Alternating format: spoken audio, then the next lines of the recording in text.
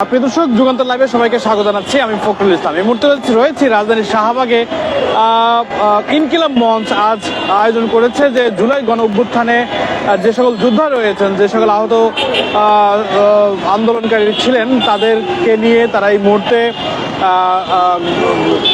প্রধান উপদেষ্টা বাসভবনের দিকে এগিয়ে যাচ্ছেন এবং তারা সেখানে গণ অনশন শুরু করবেন বলে জানা গেছে। কিছুক্ষণ আগে ইনকিলাব মঞ্চের মুখপাত্র যে শরীফুল হাদি, তিনি কথা বলেছেন। তারা বিভিন্ন অভিযোগ 3 দফা দাবি ঘোষণা করে 3 দফা কর্মসূচি ঘোষণা করেছেন।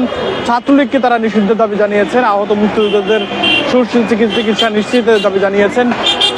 এছাড়া এর বাইরে আরেকটি দাবি তারা মূলত জানিয়েছেন। সব মিলে 3 দফা দাবিতে মূলত আজকের এই গণ অনশন তারা শুরু করেছেন। আমরা শাহবাগ থেকে কাকরাইলের দিকে যাচ্ছি এবং সেখানে যে গণ অনশন তারা শুরু করবেন, তার মূলত হচ্ছে যমুনার যে বাসভবন প্রধান উপদেষ্টা, সেই প্রধান উপদেষ্টার বাসভবনে তারা এগিয়ে যাচ্ছেন। দেখা যাক শেষ পর্যন্ত কত দূর পর্যন্ত তারা সেখানে যেতে পারেন, আমরা দেখানোর চেষ্টা করব।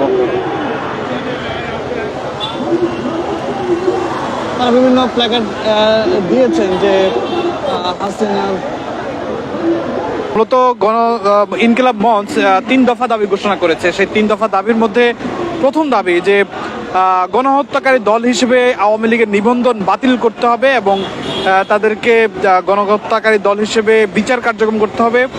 পাশাপাশি জুলাই আগস্ট আন্দোলনে যে সকল আহত বীর আহত যোদ্ধা ছিলেন, তাদের আহত যোদ্ধাদের নিরাপত্তা নিশ্চিত করতে হবে। পাশাপাশি যে সকল আন্দোলনে যারা আহত হয়েছেন তাদের সুচিত চিকিৎসা নিশ্চিতের পাশাপাশি যারা আন্দোলনকারীদের উপর হামলা করেছে তাদের বিচার নিশ্চিত করতে হবে। মূলত এই 3 দফা দাবিতে এগিয়ে যাচ্ছে গণ অনশনের কার্যক্রম। তারা শাহবাগ থেকে এই মুহূর্তে যাচ্ছে প্রধান উপদেষ্টা ডক্টর মোহাম্মদ ইউনূসের বাসভবনে এগিয়ে যাচ্ছে। গণ অনশনের যাত্রাটি এই মুহূর্তে রয়েছে শাহবাগ থেকে এই মুহূর্তে রমনার যে পার্ক রয়েছে, সেই রমনা পার্কের কাছাকাছি এই মুহূর্তে তারা অগ্রসর হচ্ছেন। এরপরেই মূলত মৎস্যভবন হয়ে তারা কাকরাইলের দিকে এই গণ অনশনের জন্য যাত্রা শুরু করেছেন, সেই যাত্রা শেষ করবেন।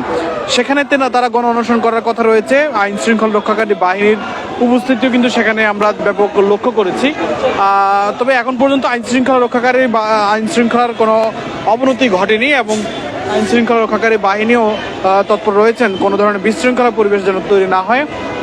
আমরা দেখছি যে কিছুক্ষণ আগে ইনকিলাব মঞ্চের যে মুখপাত্র শরীফুল হাদি, তিনি বলেছেন যে সরকার যারা জুলাই আন্দোলনে অংশ নিয়েছিল তাদের নিরাপত্তা দিতে তারা মূলত ব্যর্থ হয়েছেন এবং যার কারণে তাদের নিরাপত্তা নিশ্চিত করার দাবি জানিয়েছেন। পাশাপাশি গণহত্যাকারী দল হিসেবে আওয়ামী লীগের নিবন্ধন সেটি বাতিলের দাবি জানিয়েছেন। ইনকিলাব মঞ্চ মূলত তারা দাবি জানাচ্ছেন যে জুলাই আন্দোলনে যে সকল যোদ্ধা অংশ নিয়েছিল তাদের নিরাপত্তা নিশ্চিত করতে হবে, পাশাপাশি আওয়ামী লীগকে গণহত্যাকারী দল হিসেবে তাদের নিবন্ধন বাতিল করতে হবে। পাশাপাশি যেই জুলাই আন্দোলনে যে সকল যোদ্ধা অংশ নিয়েছিল এবং যারা আহত হয়েছিলেন, যে সকল শহীদ হয়েছেন, এই 2000 মানুষ যে হত্যা করা হয়েছিল, সেই গণহত্যাকারী দল হিসেবে আওয়ামী লীগের বিচার এবং যে সকল প্রশাসনে যে সকল লোকজন এই সঙ্গে জড়িত আছেন তাদের বিচারের দাবিতে মূলত তারা 3 দফা দাবি ঘোষণা করেছেন। সেই 3 দফা দাবিতে এখন তারা গণ অনশনের জন্য প্রধান উপদেষ্টার কার্যালয়ের দিকে তারা এগিয়ে যাচ্ছেন। শাহবাগ থেকে তারা এই গণ অনশনের যে যাত্রাটি শুরু করেছেন, কাকরাইল গিয়ে তারা সেই গণ অনশনের যাত্রা শেষ করার কথা রয়েছে। সেখানেই তারা গণজমায়েত করবেন, গণ অনশন করবেন। লোকজন যদি উপস্থিতির কথা বলি, সখানেকে এই আন্দোলনকারী কিন্তু এই মুহূর্তে তারা রাজপথে তারা বিক্ষোভ মিছিল করতে এগিয়ে যাচ্ছেন।